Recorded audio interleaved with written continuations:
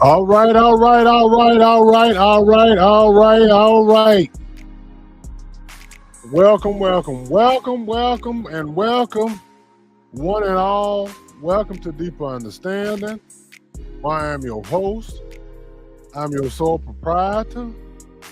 And yes, I'm your Dr. Jones. We are live and in the building. How y'all doing? How you be? I know it's been a long time since I left you. But I'm here. I'm back. I'm back.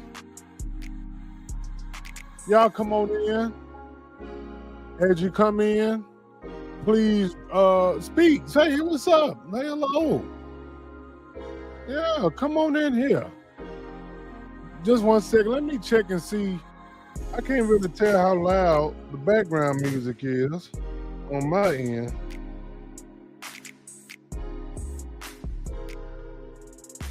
Okay. Okay, it ain't that loud. How y'all doing? Come on in. Come on in. Welcome. You are welcome in this place. Come on in. I'm glad to be back in the service yet one more time. And we've got a deep show today. And I hope you enjoy it. I hope you'll chime in. I hope you'll share your experiences, brothers, women's, whoever want to watch. Come on in. And if you don't catch the live, that's all right. Catch the replay. It's all good. The show is for the people. Amen. The show is for the peoples. It ain't for my gratification. Today's show is like the title says, it's about a broken man. Yeah, a broken man. And again, I know it sounds like a broken record, but I do apologize for my inconsistency in my posting and going live. But as you all know, life be lifing sometimes. And I when I come on here, I don't want to just drop all the stuff I got going on y'all, because this is sort of like therapy. When you come on here and the lights come on and the camera's on, it's almost like I'm talking to a therapist, talking to somebody, even though there's nobody talking back to me. It's weird. But I get something out of it every single time I do it. So, and it allows me to release, it allows me to get some understanding, if you will. Yes.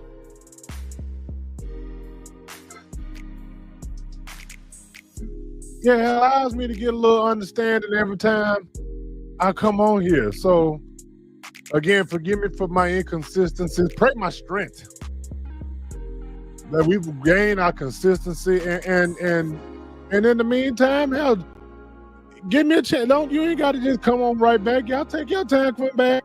I know you probably pissed at me for coming and going. So I want to earn your trust. I want to earn your view back. So if it takes me a little while to gain all my audience back, okay, then so be it. That's fair.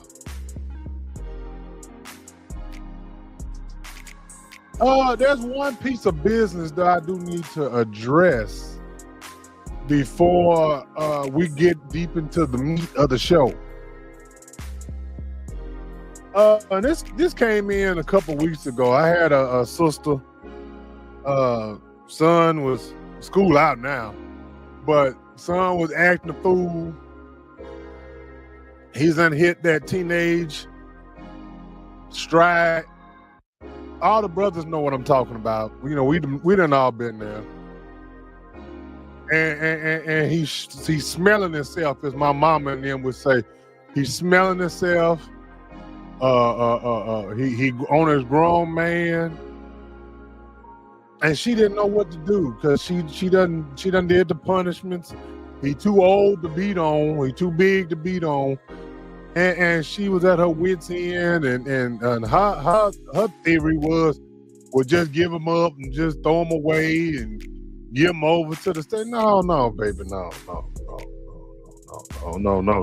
no. And so she asked me for some help and said I had her permission to talk about it on air. And I'm gonna say this. All men understand this and know this. Okay?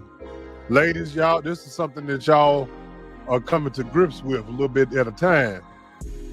But see, your son, when he hits that preteen to grown man, when he hit up in there, when he hit about 13, 14, 15, 16, when he's what they call prepubescent. I like that word. When he's prepubescent and he's going through puberty and his voice is changing and his body is changing and his hormones is changing. He's in a real peculiar position. Yeah. He's starting to like on girls more. He's starting to be noticed by girls. His testosterone is kicking in. He's full of machismo. So yeah, he's starting to feel like a man. And see, this is where you got to have a man in the house to kind of guide you and him through this process. I don't recommend no mama trying to handle a prepubescent to a teenage boy, because he's only a few years from being a grown man. Can I get a witness in here?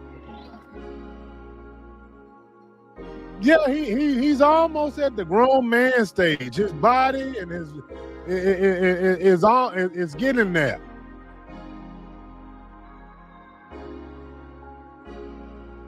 And so the methods that you may have used when he was a little boy, that don't work no more. You can't scare him. He ain't scared of you. He's 3 times your size. And in some cases, he know you scared of him. I wish I had a witness in here. Yeah, he knows that you ain't about to knuck if you buck, mama. You gonna slow your roll. Now you may holler, you may scream and cuss. He been hearing that for 14, 15, 16 years.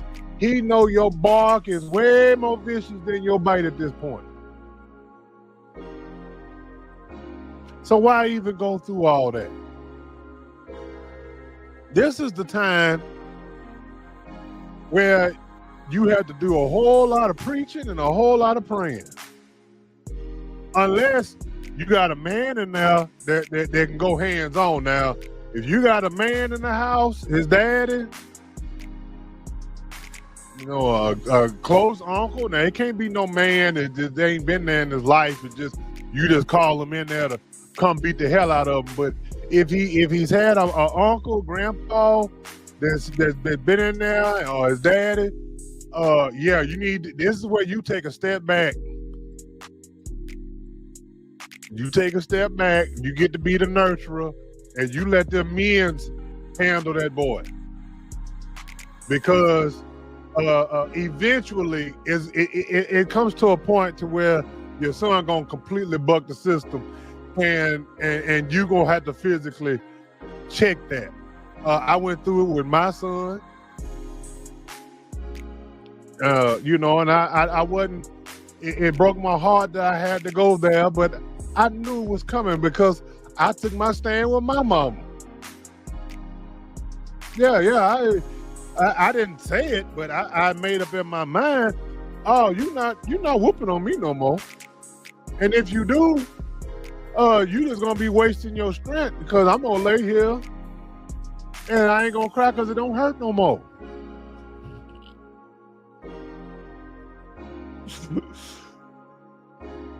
So yes, my sister, ain't no need you trying to fight and wrestle with this man.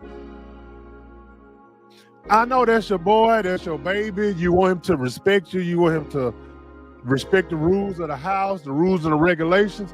But see, sister, this is something that's outside of your realm. Okay, you dealing with a grown man in essence. His body is on grown level. And see, you limited in what kind of damage you can inflict without putting him in the hospital.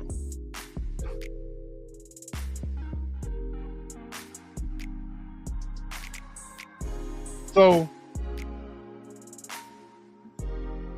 I had to check that. So, my advice to you, sister, like I said, get his dad in there. Get now. You can't call in your little boo things and your boyfriends and bays. Yeah, they can talk to him, but like I said, eventually it's gonna come to a physical thing.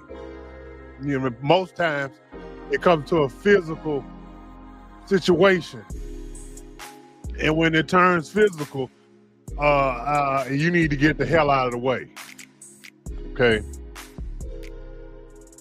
That don't mean that you gave up. That don't mean that you still don't play a part in his life. He still needs you. But you can't be the disciplinarian. I'm a little old-fashioned. You know, I believe daddy supposed to discipline anyway. But you know, that ain't your place. Be trying to whoop on a 16-year-old boy that's 6'2" and 215 pounds. What you gonna do with that? Except lose your wig, your lashes, your nails, trying to wrestle with this boy. Now we got that out the way. And if you got any questions you want me to talk about, I won't say your name or nothing like that or give all the gory details. But I'm here to help y'all. This is the people's show. So whatever the people need, we here to help. That's what this is for. Yeah, that's what this is for. Now let's fast forward into what y'all came for. A broken man. A broken man. And if you want to interject, women, you could be broken too. I know there's some broken women out there. But I won't speak on y'all's brokenness because I don't really understand a lot of I understand y'all struggle, but I don't always understand your pain. So I wouldn't dare try to speak on something that I don't know nothing about. I would leave that to the women of the show, the motherboard, to speak up and help the young sisters out when they're going through brokenness. But as a man, as long as you dare to live, you're gonna go through some broken times.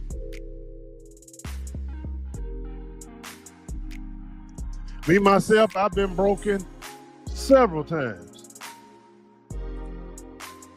And it seems sometimes that I'll never be the same again.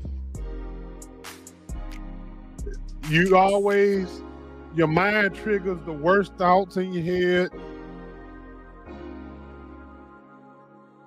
But the beauty of it all is, if you hang in there, you keep your faith, you keep hustling, you keep grinding, you make it through. There's a miraculous healing. What's up, Fresh? There's a miraculous healing that takes place at the end of being broken for a man. And see, ladies, I don't mean no harm, but see, when a man is, men, when we break, there's nowhere for us to go to. There's no hiding place for us. We can't come on the line and vent. We can't make no post saying, pray for me or crying emojis. Men we don't have that.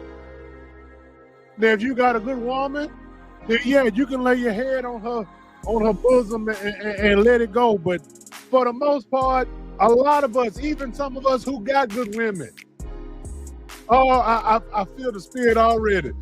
Some of us who got good women, we can't afford to break in front of them because we know that she's relying on our strength.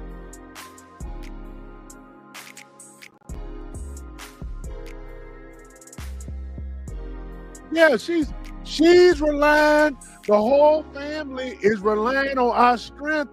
So in some cases, we gotta break in silence and act like ain't nothing wrong. Can I get a witness in here? Yeah. When you turn into a man, you ain't gotta go looking for it. All you best believe is coming. Young brothers, I want you to hear me. You're looking at a man who's been broken. I've been on my deathbed. I've been betrayed by family. I've been betrayed by close friends. The full gambit. But I'm telling you that there is a healing that will take place.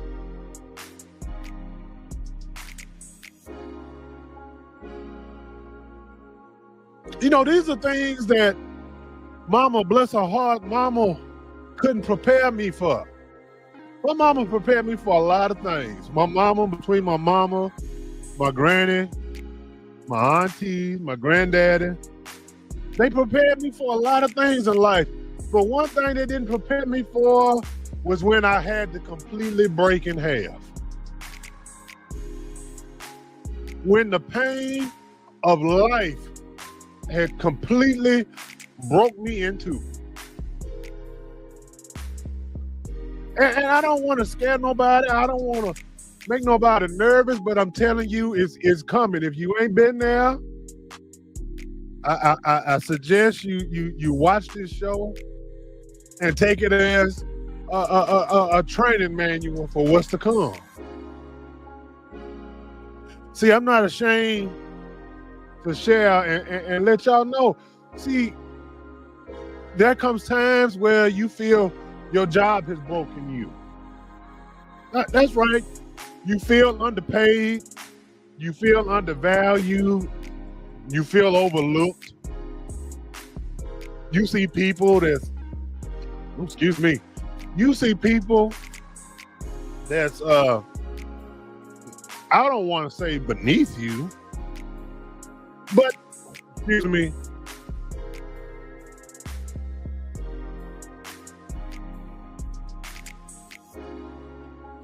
All right.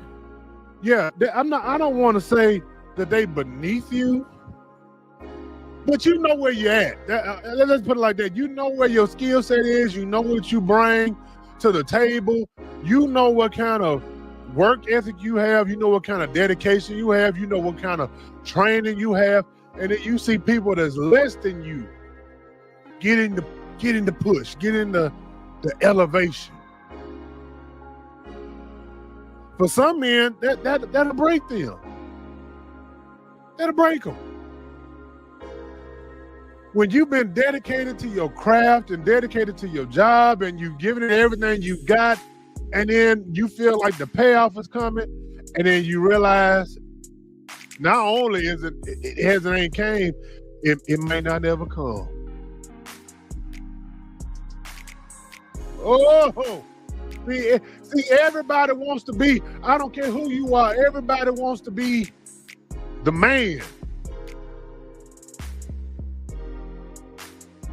Either in the public life or even in your own home. You want to be respected as the man. You want people to know who you are and what you stand for, and you want to be respected. But the truth of the matter, my brothers, is we ain't gonna always be respected, and that hurts. Yeah. Some of the biggest disrespect I've gotten, it didn't come from people on the outside. It was my own family. I wish I had a witness in here. Yeah, that's right. The people that you feed, the people who depend on you for life, will sometimes cause you the biggest disappointments and the biggest pains.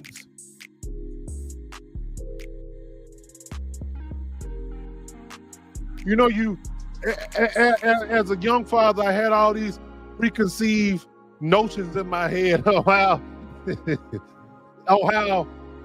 fatherhood was going to go.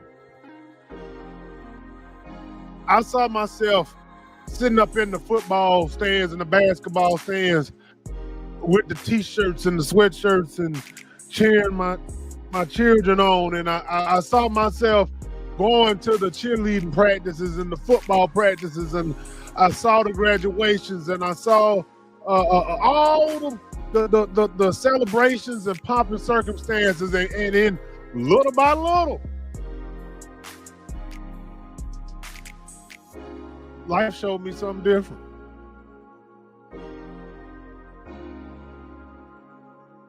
And then you sit up there and you say to yourself, how did this happen? How did this end up like this? How did I invest my whole life into my children? I didn't run away. I didn't hide. I didn't duck and dodge my responsibilities. I did what I was supposed to do. I was there for my children. Why don't they love me like I want them to love me? I wish I had a witness in here. And if you ain't there, just keep on living.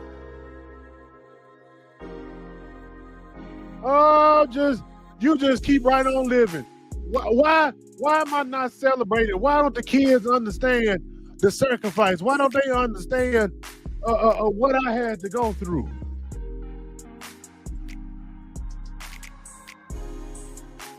Completely broken.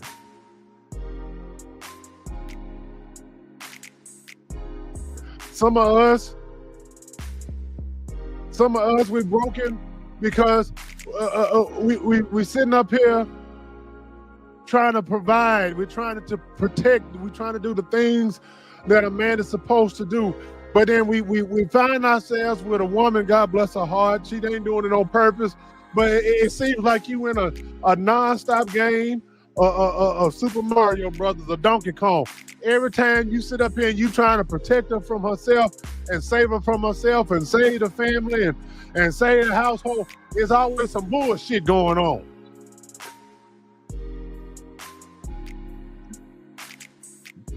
You jumping through balls of fire. You hanging off chains. You jumping off platforms. You falling down. You swimming. You slicing through snow. You doing everything that Mario doing, trying to save the day, trying to rescue your family, trying to keep things together, only for the same shit to keep happening over and over again.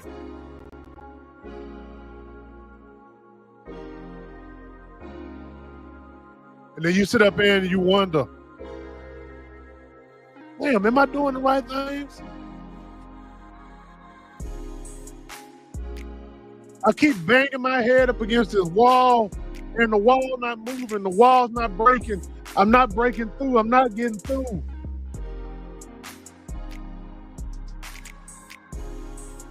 My woman is not listening to me. She's not complying. She's not being obedient. I know some of y'all just I see Boo Shiesty watching. Boo, I know you just threw up when I said that. And I know my baby Dominique, she watching. Hey Dominique, I know you just threw up. She not being obedient. I'm supposed to be the head of this household. What I say goes in this house.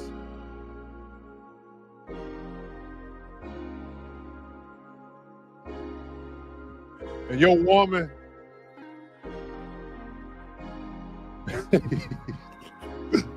your woman and your children, they just and they don't do it to spite you. That's the part that hurts. It ain't out of spite. They're not doing it to be disrespectful towards you. They're doing it because they don't know no better. That'll break a man. That's why I come on here and I do preach obedience. I do preach to be compliant, to comply. Yeah. We supposed to be compliant with each other. We supposed to be obedient. Yes, I'm gonna use that word. We supposed to be obedient to one another. When I go outside and go get that money and bring it in this house, you expect my obedience to pay them bills. I wish I had a witness in here. You expect me to comply with the orders that you need to be done. Hey, baby, can you fix this? Can you fix that? Take the trash out. Don't forget that right there needs to be taken care of. Can you check the air of my tire? The little tire sign came on in the car. Yeah, see, you want me to be obedient and compliant with you? Why you can't do it for me, goddammit?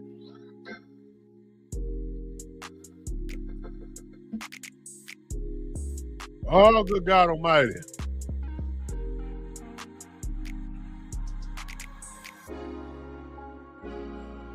Like I said, your children, you even compliant and obedient to your children in a sense.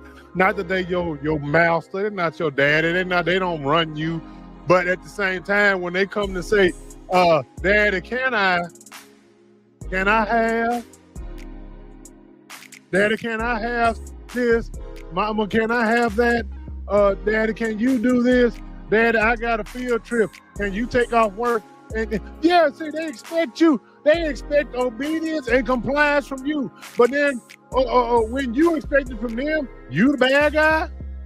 You mean? I wish I had a witness in here. And see, going through this cycle over and over and over again, it will break a man.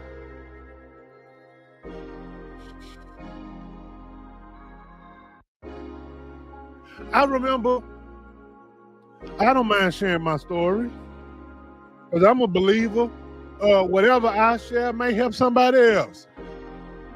And see, my whole goal in coming on here and doing these shows, it ain't to show my strength. It ain't to show me in the best of light.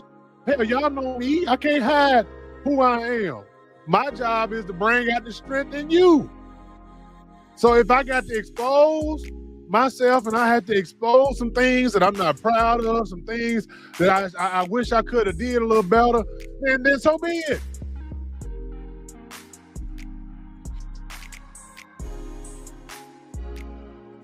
One of the very first times I was broken, one of the very first times I can recall myself being completely broken was when my mama passed. And anybody whose mama's passed on can definitely identify with this. You can be man or woman, it don't even matter. When your mama died, something in you breaks. And I remember the exact moment when I broke.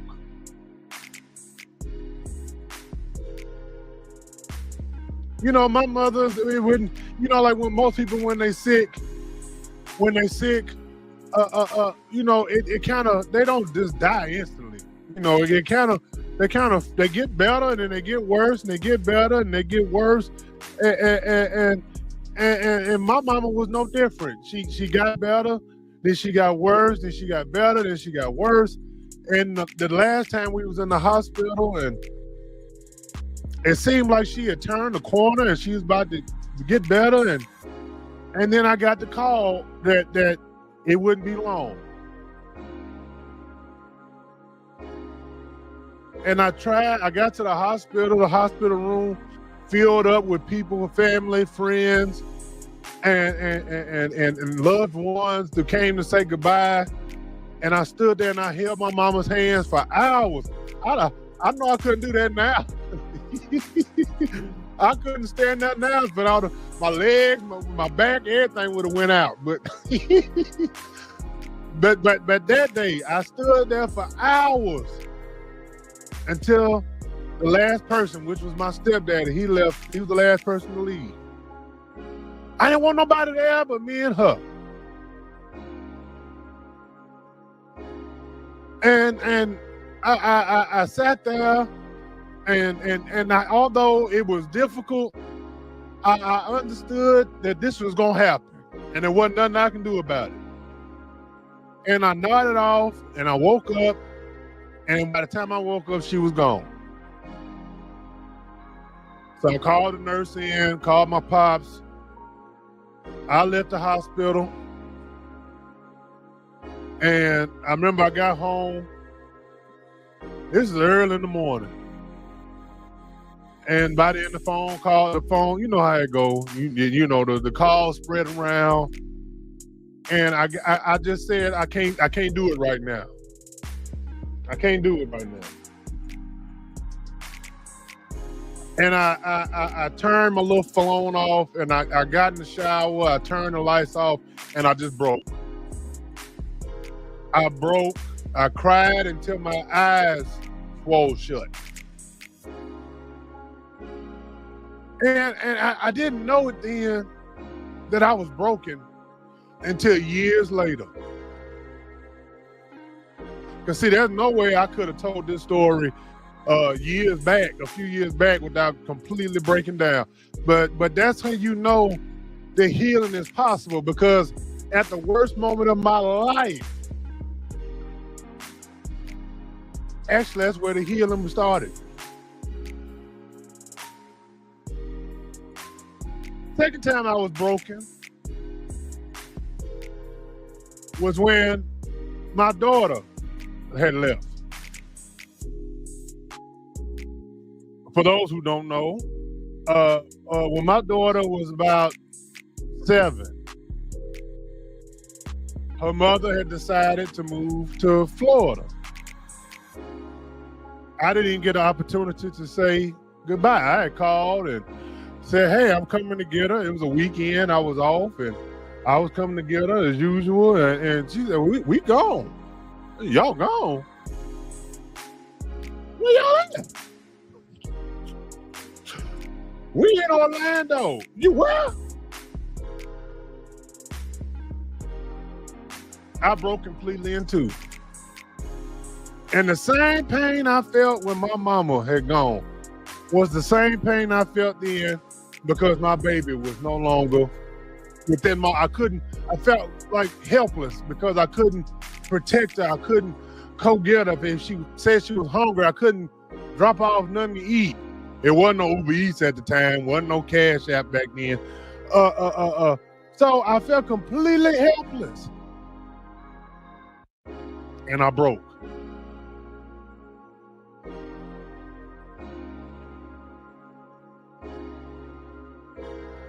I broke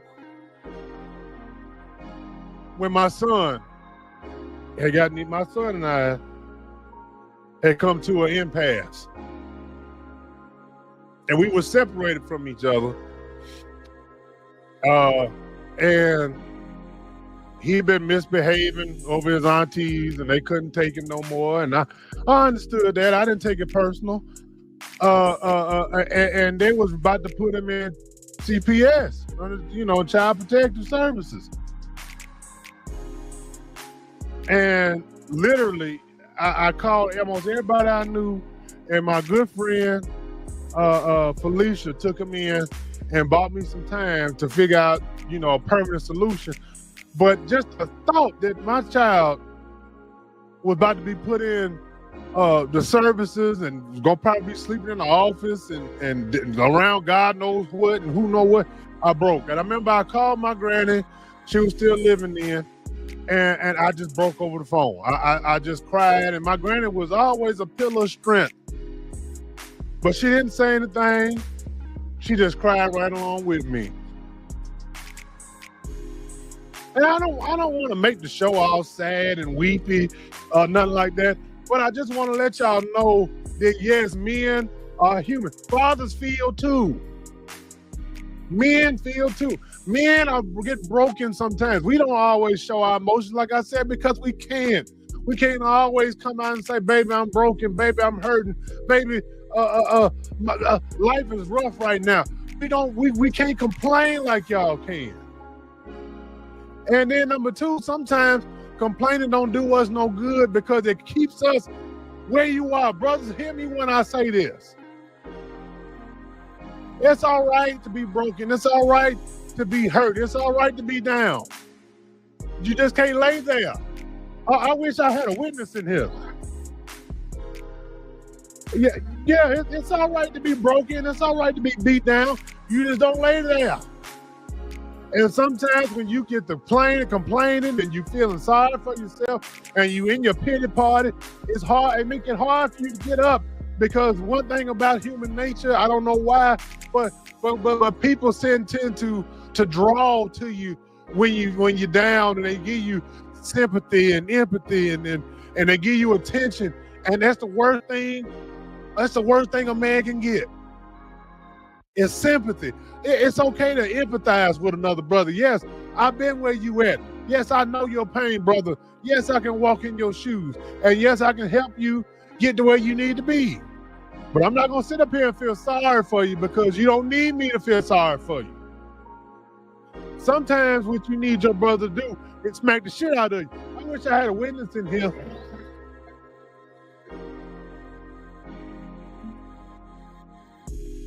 Yeah, this is where it's important to have some real men around. This is where it's important to have some real true friends around you who can tell you, hey, all right, you done cried enough.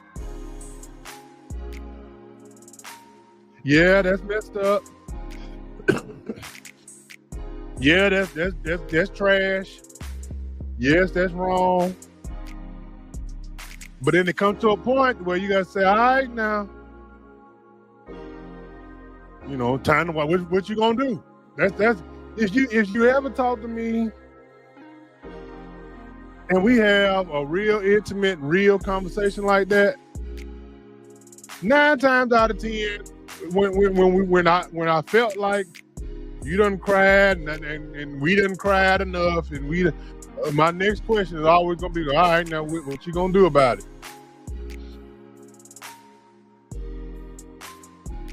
Yeah, ain't no need us sitting here keep talking about it and hemming and hawing and crying and wiping snot.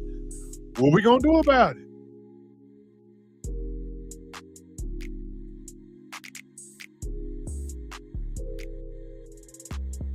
What lesson is that a gain from this? And let's just be clear. Sometimes ain't shit to learn from this. Sometimes life ain't got no rhyme or no reason. But I do know this. I do know that sometimes, and I shouldn't say sometimes, all of the time, and this goes for man and woman, all of the time, if you're a believer in the Most High God, see, you have to be broken for him to use you. I wish I had a witness in here. Whatever God you believe in. And if you don't believe in God, if you just believe in yourself, you got to be broken to get better. That's right. That is absolutely right. If you went to God with just holes in you and you got a little piece here missing, this right here is not, it ain't looking right, but he gonna be like, oh no, you gonna heal on your own, and then you gonna lead to your own understanding. So I can't touch you where you like this. Yeah, you can be bleeding, you can be full of bullet holes, but if you still breathing, see that stuff gonna heal on its own. See, black eyes, they heal on their own. You don't have to take no medicine. You ain't got to take no Benadryl, no Robitussin. You you got a lump upside your head that heals on its own. Oh, but when you've been broken, when you feel like your life is completely in shambles, that's when That's when the miracle happens. That's when God takes them pieces and says, okay, now you ready. Now you ready to hear me. Now I can use you because, see, now you understand it ain't about you. Oh, my God. It ain't about you.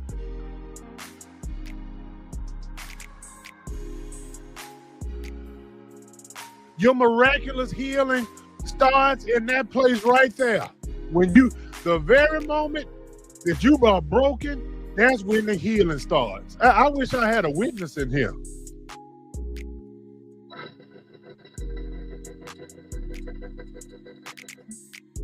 That's where your healing starts. When everything is broken, you can't turn to nobody else. You so hurt, you can't tell nobody but Jesus.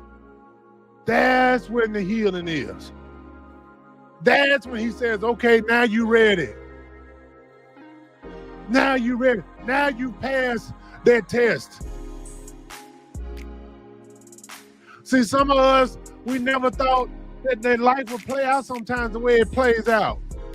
We put in, we put on, we acted like, we played it like, we act like it's all good. We stumble, we fall, we get back up, we pour into, we don't ask for nothing back. And then when the return don't come through, oh my God, see, this is the stage I'm at right now. See, I don't mind, like I said, I don't mind being transparent. This is the stage I'm at now where I felt like, oh, I'm about to see my return. All my sacrifice, all my hard work, my blood, my sweat, my tears, everything I put into my children. I was gonna start seeing the return. And unfortunately, they might feel differently, but unfortunately, I haven't seen it. And I haven't felt it.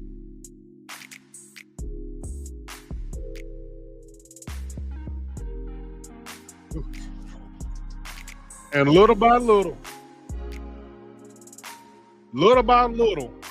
it has broken me. It has broken me. You know, you got your family and you that you would do anything for, your friends, and the people that you cherish and you love, you pour into them. Not that you want them to pour something back into you. But is it wrong to want to just to get a little appreciation? I don't know. But I do know that you don't stay broken forever. And that's the bright side. And see, the first step is admitting that you are broken. I know it sounds like an old cliche. It sounds silly sometimes when you have to get up and say, hey, my name is XYZ and I'm alcoholic. But see, that's important because you have to admit that there's something wrong for you to fix it. So yeah, sometimes you got to stand there and look in that mirror and say, yeah, I'm broken right now. And then the second piece is you don't panic. That's right, you don't panic. See, the thing of it is, men's, women's, we all go through a breaking point in life. We all go through it. Now some carry it better than others. Some are very transparent with theirs. But we all go through it. So the worst thing you can do is panic, especially if you're a man. Men, hear me. Don't panic when you're going through it. Because see, when you panic, you start being irrational. Oh, I wish somebody would hear me in here. I'm teaching right now. The first thing you're going to start doing is being irrational. You start coming up with with quick schemes, and you're trying to put band-aids over broken legs, and you trying to patch it up and buy you some time. But being irrational only leads to you being illogical. You start making more mistakes. You make it worse for yourself. So don't panic.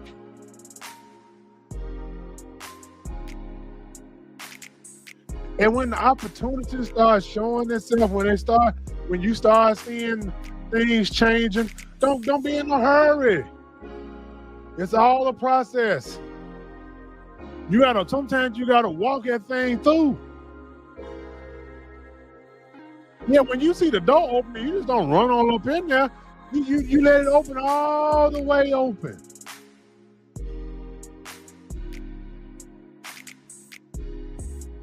That's right.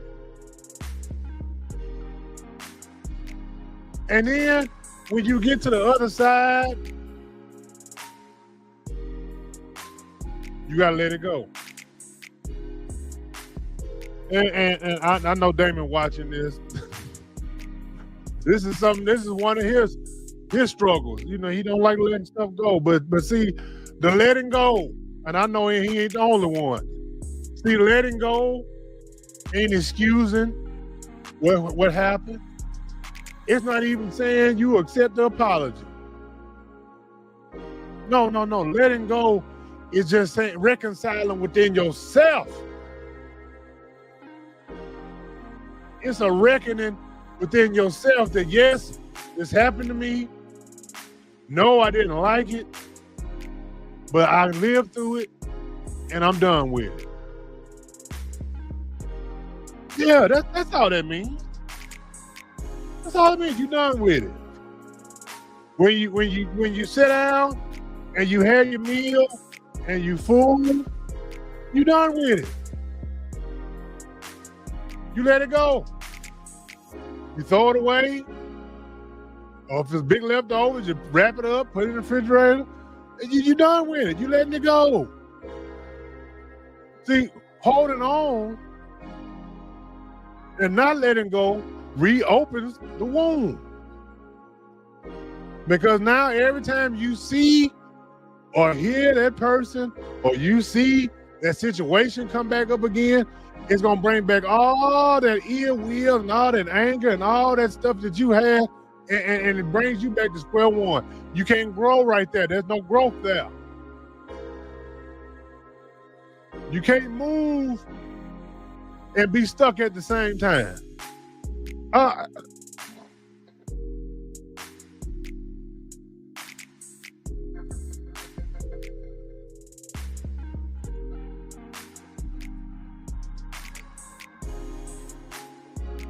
You can't move and be stuck at the same damn time. So the choice is yours.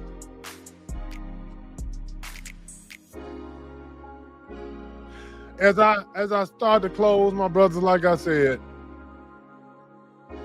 being a broken man, ain't nothing wrong with that. Ain't nothing to be ashamed of. It's an evolution. It's a part of life. Just like living and dying, it's something we all must go through as men. And we don't always be prepared for it, which makes it even harder, because you don't know where to get the answers. You don't know, sometimes you don't know where, you knock in the door, don't open. You call and nobody answers, and you stuck sitting there. But my brothers, I tell you, that's the best place to be. Sometimes you gotta sit in your pain.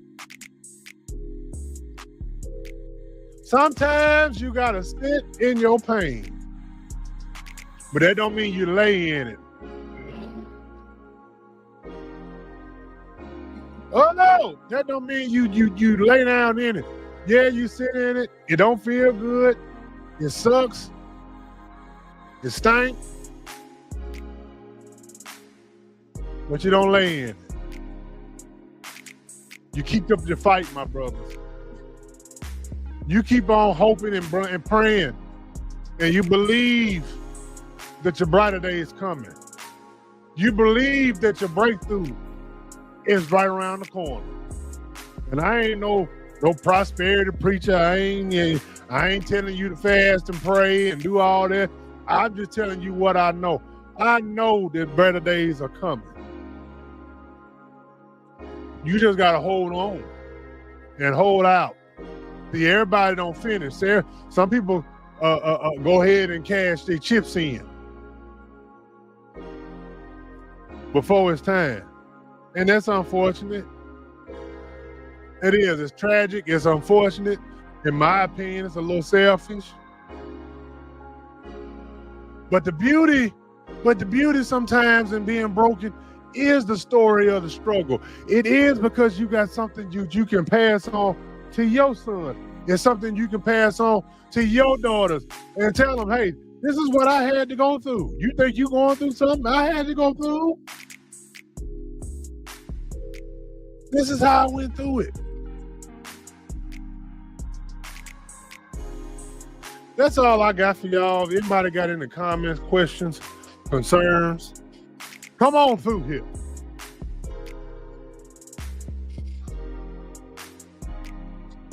I thank everybody who tuned in. I thank those who gonna tune in. I thank those who's gonna like, share it, subscribe it. If you couldn't watch the live, check out the replay. It's all to the good. You know, I don't get upset about numbers and caught up in that mess. That take care of itself. My place is to get the message out. And you know, I hope that this show really helps somebody and let them know that you know, we all go through struggle. We all go through some pain and breakage and devastation and damage. But you ain't got to let it define you. I've laid on my deathbed, 3-4 times now. But I don't let that define me. I don't let that say this is who Tyshawn LeRae Jones is. No, you come and find out who I am.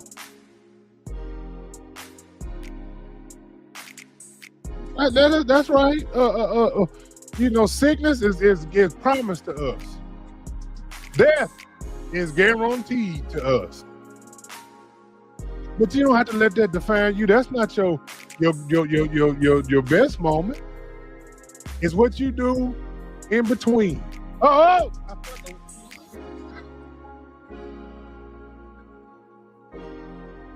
That's right. That's the makings of a man. Is what you do with the in between. Not when you're born and not when you die. What do you do with the in between? What do you do when it's just you and God and you got to fight the whole world? What do you do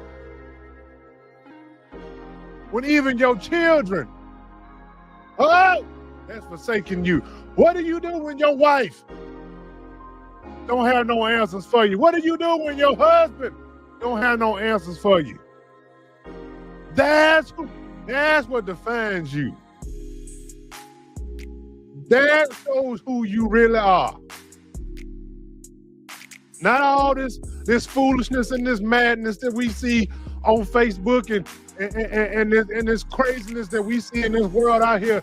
Every time we turn on the news and we see all this wickedness and evilness going on, is what are you doing